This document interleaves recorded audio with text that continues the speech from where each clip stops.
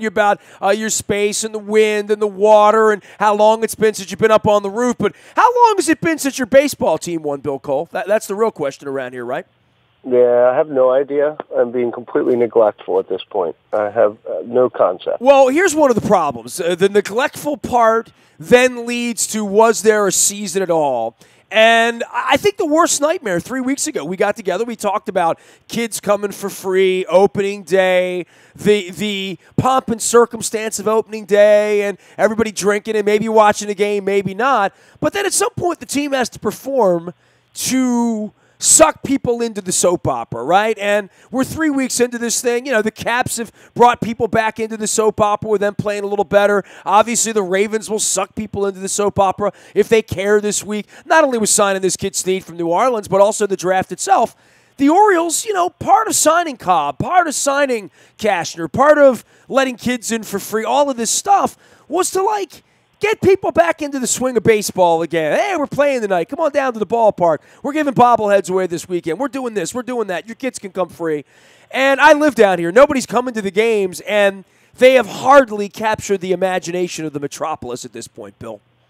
Yeah, the only research I've done, or the only thing I know, is that people still don't know that they can take their kids for free. And I don't think anybody, even when you tell them, they don't realize how strange that truly is and how rare. And how we've been around here like all our lives, we've never heard free. You know, right. Edward Bennett Williams never said free. Certainly Peter never said free, that's for sure. Yeah, and it's just people's general disinterest, I think. I don't know. I mean, I feel like the weather's been so bad that everyone was cooped up, so everyone was outside all weekend, and it didn't matter. Like, you didn't mind picking up sticks or cleaning up your yard or whatever. So when they're not even interesting or there's no one that you're rooting for, you know, no player, it's just doesn't get your interest. I knew we were off to a bad start. You know, that first weekend when they invite all the real media members down, not guys like me, but real media members, to come down to Sarasota. The first day they opened for business in February, I watched the news that night locally. And I saw, you know, the way 11 and 13 and 2 and 40, how they were all handling it.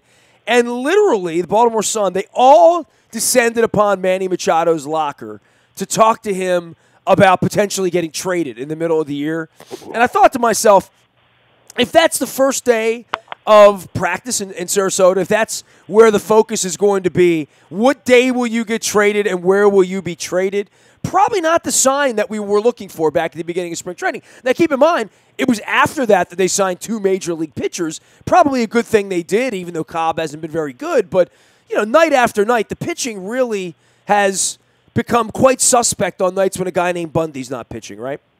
Yeah, that tells you everything that you need to know, right? If the top story is when your best player is going to leave, that doesn't seem like a very, very good inspirational story to tell all your fans about why they should come to the ballpark. Well, it did concern me. Maybe it's catch him before he's gone. Maybe that's the theory. Well, there haven't been a whole lot of those because Peter never really dealt players in season, if you remember. There was the one breakup back on the Will Clark, B.J. Surhoff day. But other than that, we have not been a dealer at the trading deadline ever. So that has not really been a major part of the storyline, just like free tickets for kids has not been a part of the storyline because that's never happened before. I think the biggest part of the storyline since the last time you and I got together was that Ken Rosenthal wrote a piece, and now that Ken Rosenthal's written it, I mean, I've only been reporting it for 4 months, but that Peter's not really running the team anymore, that Peter has made his final decision as an Orioles owner. I think for that's the most interesting part of this season for me at a big level, at a 50,000-foot level. Not to say that Machado won't be gone or that Buck won't be back and certainly Duquette won't be here and that they will allow Brady Angelos to continue to run the program there and or someone else. They'll be looking for a new manager probably when all this is over with. But the biggest thing is who is making the decisions and how will this change? And I think, first things first, giving Cobb $53 million, that's something the old man wouldn't have done. Letting the kids in for free, that's something the old man wouldn't have done.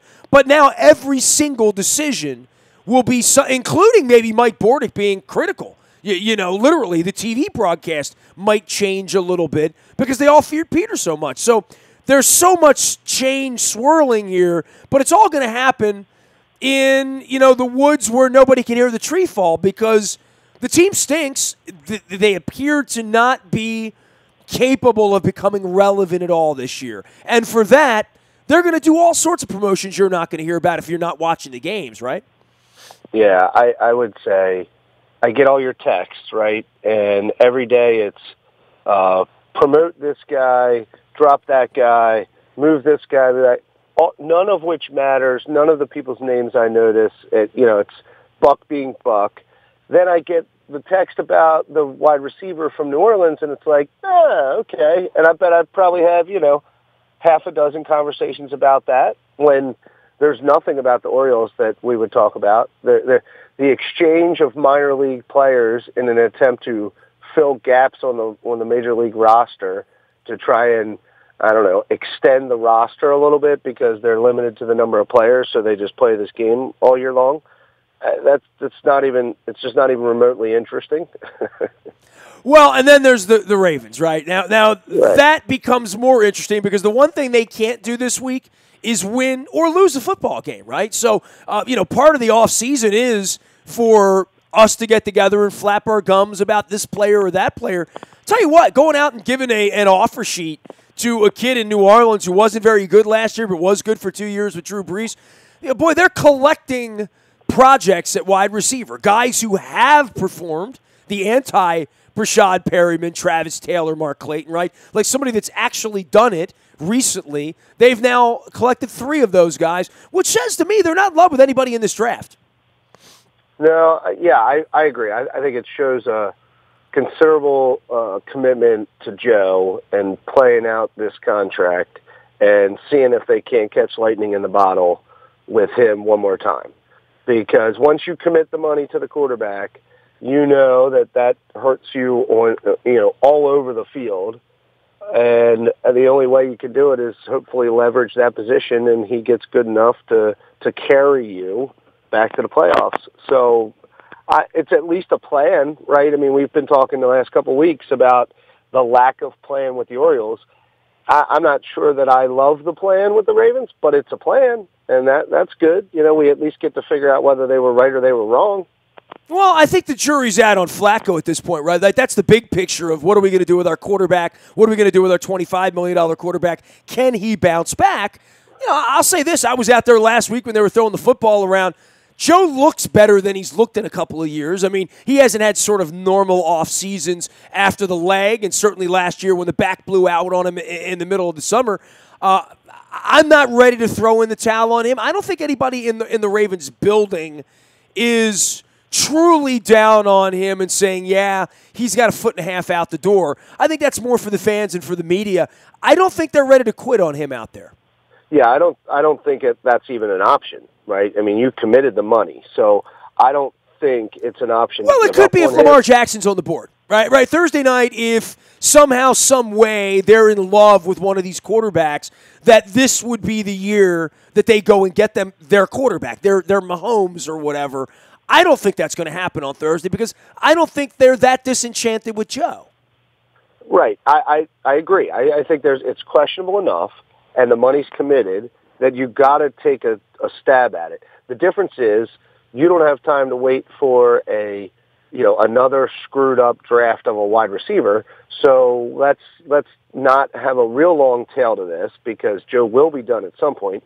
So let's keep bringing in these guys at the tail end of their career and see if we can't, catch lightning in a bottle. I don't know that anybody's in love with the quarterbacks in this draft, although it looks like 4 or 5 of them are going to go in the first round. And, I look at those, like, I don't want no part of Baker Mayfield. Like, right.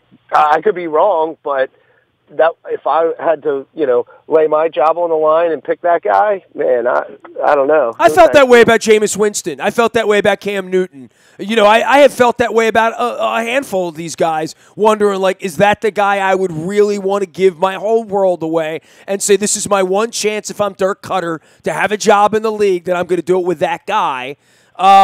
Hugh Jackson's on that right now. And there is no consensus on any of these guys, right? Like Darnold, Rosen, there's enough pockmarks on all of these guys that I'm dubious of all of them, to be honest with you.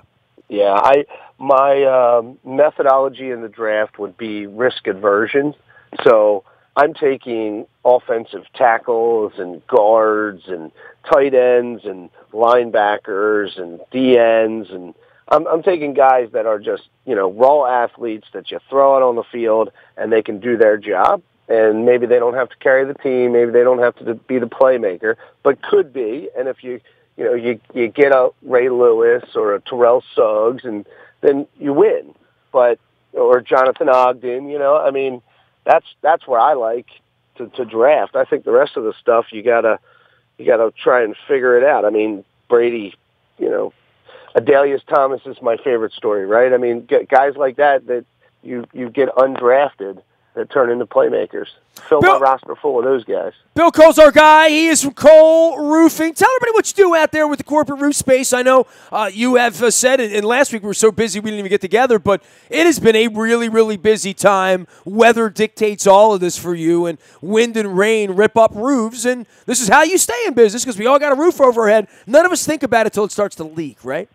Yeah, it's been a tough 2 months or whatever. I think a lot of people are still dealing with insurance claims from the windstorm, and then now they're having problems not even realizing that it was the windstorm that caused the damage, but they don't find out until 2 months later. So it's been very busy.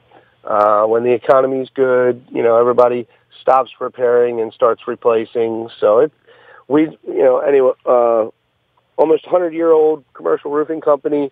We do everything from leak service like we're talking about, up to total re-roofs. Got a good preventative maintenance plan that helps people extend the life of their roof.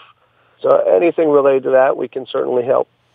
Well, we're talking some sports around here with Bill Cole. You got the Cole Roofing as well as Pfister Energy. The Pfister Energy piece is the James Bond piece for me, right? That's where we're seeing where governmental differences and ideological differences and saving the planet. It was Earth Day over the weekend, Bill. Might be a nice time for you to talk about green roof spaces, right? Yeah, I think what we figured out along the way was that we have this platform up there that it does first and foremost need to keep water out. But at the same time, as the availability of real estate and land gets tougher and tougher, we have this space that we could do something with. We've done a lot of vegetated roofs, put plants up there, created additional space for people to use. And then along the way, you put that on, you realize we have the ability through solar panels to create a little power plant, distributed generation, make our power up on our roof, use it inside. That's better than a coal-fired power plant, 200 miles away. So the combination of those two seem to make a lot of sense. Maybe not for everybody, but I think as the economics continue to improve, people are going to want to continue to understand that. And if we can create our own power and be in control of that, it helps with a lot of different things on your balance sheet. It's a real shame you're not a bigger Caps fan. You could deal with all this agony we've been dealing with all week. Don't you feel left out? A little bit. It's been fun, though. I mean, even for the Wizards, they're on a ride right now. So better to make the playoffs and be playing well and be controversial and blow leads than to not make the playoffs at all, right?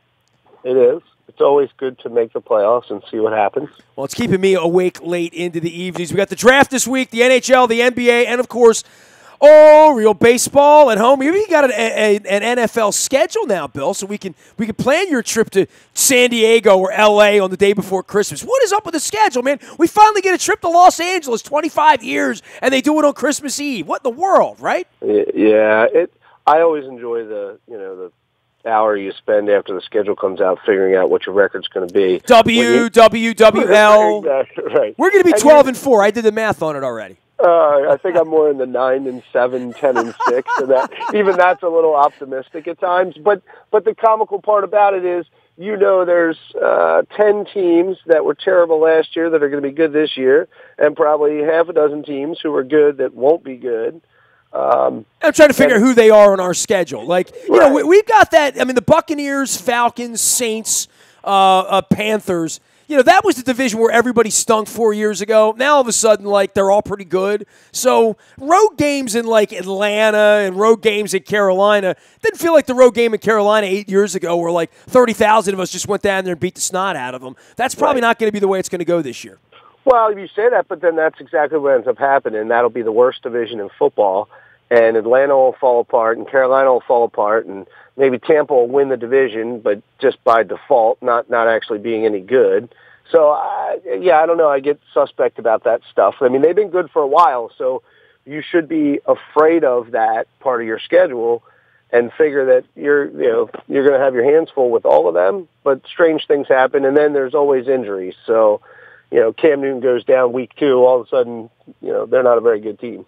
Well, we play 4 of 6 on the road to start the season and 3 of 5 on the road to end the season, which means there's a lot of home cooking in October and November. So hopefully we'll all be down at the stadium for that. I still have yet to send my money in for my PSL. I need to do that, right? I think so. Yeah.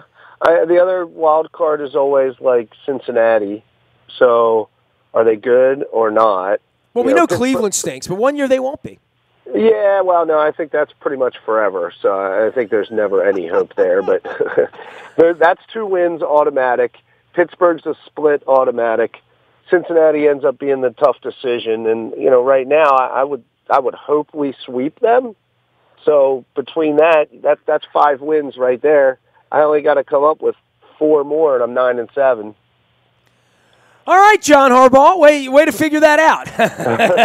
Hey, man, draft week this week. Stay awake late. We got 3 days of draft. You'll get it all first on our WNST text service. It's all brought to you by our friends at Coons Ford Security Boulevard. Another fantastic visit of group therapy here with Bill Cole from Cole Roofing and Pfister Energy. We will see you next week if we don't see you up on a roof first, okay?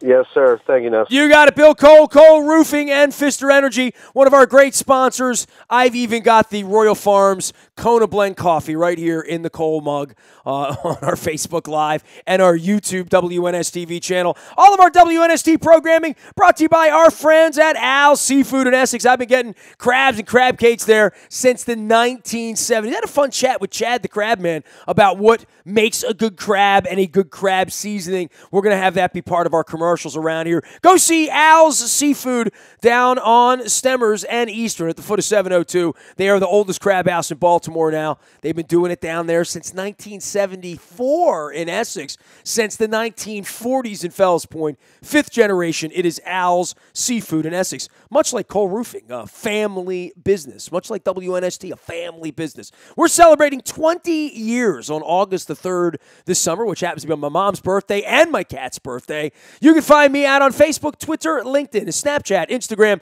streaming live on our Facebook as well as our YouTube WNSTV channel. Don't forget, the buyatoyota.com audio vault is there 24 hours a day from anywhere in the world to listen to whatever you might miss around here. You missed the beginning of a segment, the end of a segment. It's all there for you, a click away on your mobile device. Stream through your car if you'd like. It's the buyatoyota.com audio vault. Our morning newspaper ships at 7 a.m. each and every morning to your email inbox. All brought to you by Planet Fitness and PlanetFitness.com, where it's still $10 a month to get in the best shape of your life. And there's one right around the corner from you. Our morning newspaper now features the Laurel entries for this weekend. We had the Tessio last week. We've got the Kentucky Derby at the end of next week. My wife and I are going down to Laurel for the Kentucky Derby. And then the meet moves to Hi-Ho, Pimlico. Preakness, the 19th, the Black-Eyed Susie and the Pink Festival on the 18th. We'll be telling you more about that. The entries in the WNST morning newspaper as well as at the front of our site at WNST.net. We are WNST.net, AM 1570 in WNST Towson, Baltimore, and we never stop talking Baltimore sports.